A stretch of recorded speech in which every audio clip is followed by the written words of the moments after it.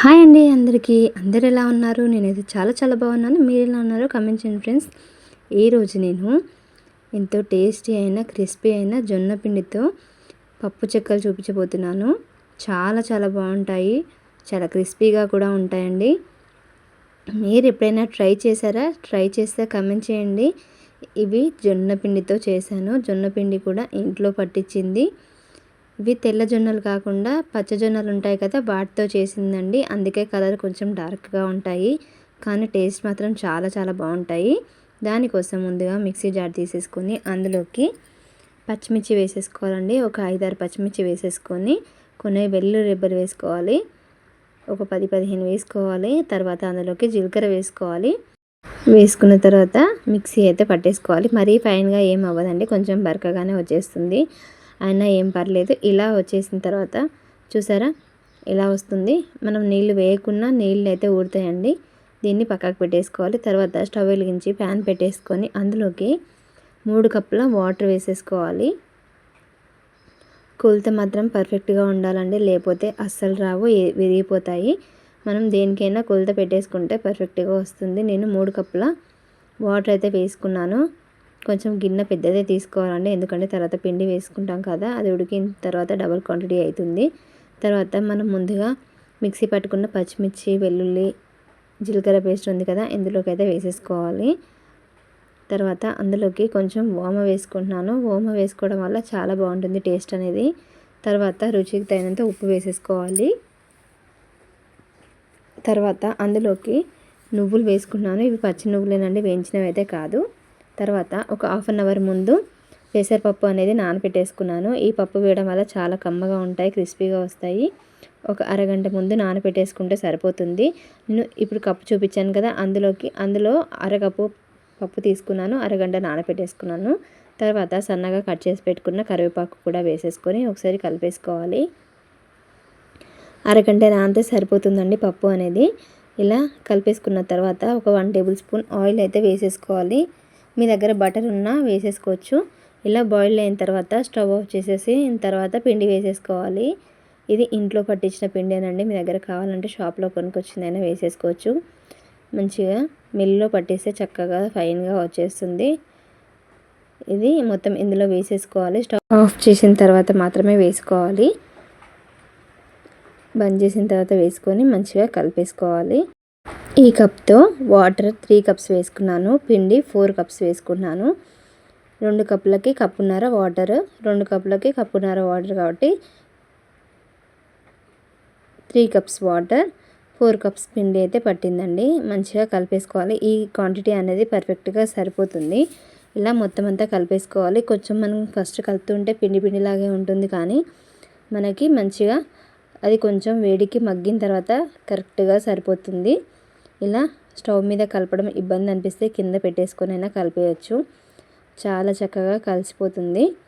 కొంచెం కొద్దిసేపు మూత పెడితే మంచిగా మగ్గిపోతుంది. మొత్తం నిండుగా పెట్టొద్దండి, మళ్ళీ వాటర్ అనేది అందులో పడతాయి. కొంచెం గ్యాప్ ఇచ్చి పెట్టేసుకొని కలిపేసుకుంటే చూసారా మొత్తం అంతా పిండి అనేది ఎలా మగ్గిపోయిందో.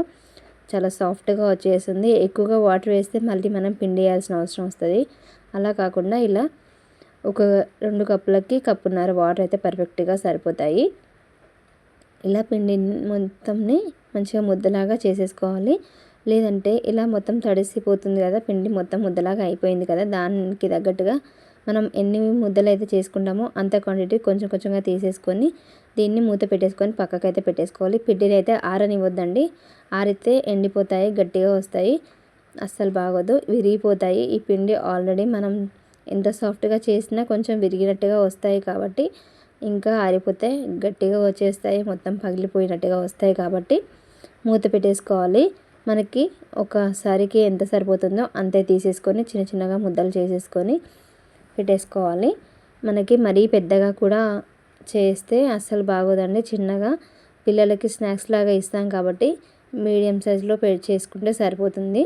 ఇలా కవర్ తీసేసుకోవాలి. గట్టిగా ఉంటుందండి కవర్ అనేది. దీనికి కొంచెం ఆయిల్ అనేది అప్లై చేసేసుకొని మనకి ముద్దలు అనేది ఎన్ని సరిపోతాయో ఆ కవర్కి తగ్గట్టుగా చేసేసుకొని ప్రెస్ చేసుకుంటే ఈజీగా వచ్చేస్తుంది.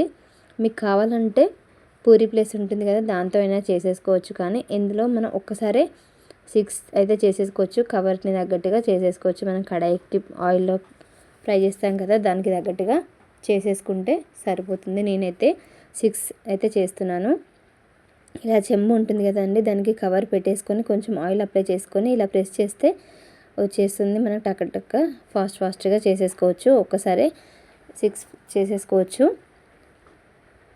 చూసారా, మనం ఎంత సాఫ్ట్గా పిండి విసికినా కొంచెం క్రాక్స్ అనేది వస్తూ ఉంటాయి. దానికి సరి చేసుకుంటే సరిపోతుంది. ఎందుకంటే మన బియ్యం పిండిలాగా సాఫ్ట్గా సన్న పలచగా రావు కదండి. ఈ పిండి జొన్న పిండి కాబట్టి కొంచెం ఇందులో బియ్యం పిండి కూడా కలపలేదు కాబట్టి మొత్తం జొన్న పిండితో చేస్తున్నాం కాబట్టి కొంచెం ఇలా క్రాక్స్ అనేది వస్తుంటాయి. దాన్ని సరి చేస్తూ ఫ్రై చేసుకుంటే సరిపోతుంది. చూసారా, ఇలా కొంచెం మూలలల్లో కొంచెం క్రాక్స్ అయితే వచ్చేస్తాయి. సరి చేసుకుని ఫ్రై చేసుకుంటే సరిపోతుంది. ఆయిల్ అయితే ఇవి చేసే ముందే హీట్ చేసేసుకోవాలండి. మీడియం ఫ్లేమ్లో కాలిన తర్వాత ఒక్కొక్కటిగా వేసుకోవాలి. ఇవి అన్నిటినీ ఒకదాని వెనకాల ఒకటి వేసేసుకున్న తర్వాత మీడియం ఫ్లేమ్లో పెట్టేసుకొని ఫ్రై చేసుకోవాలండి. మరి హై ఫ్లేమ్లో పెట్టేసుకుంటే తొందరగా కలర్ వచ్చేస్తాయి, క్రిస్పీగా ఉండవు. మీడియం ఫ్లేమ్లో పెట్టేసుకొని కాల్చుకుంటేనే మనకి క్రిస్పీగా వస్తాయి, లేదంటే మెత్తగా వచ్చేస్తాయి, అస్సలు బాగోదు. ఇలా మనం వేయంగానే పైకి తేలితే అది ఆయిల్ కరెక్ట్గా హీట్ అయినట్టు. ఇలా మంచిగా ఒకదాని వెనకాల ఒకటి కాల్చుకొని తిప్పేసుకోవడమే. మంచి రంగు వస్తాయండి, చాలా క్రిస్పీగా ఉంటాయి. మనకి కాల్చుకునే దగ్గర ఉంటుంది. అవి ఎక్కువగా మనం హై ఫ్లేమ్లో పెట్టేసుకొని కాల్చుకుంటే మెత్తగా వచ్చేస్తాయి, అస్సలు కాలవు. మీడియం ఫ్లేమ్లో పెట్టేసుకొని కాల్చుకుంటేనే మంచిగా క్రిస్పీగా వస్తాయండి.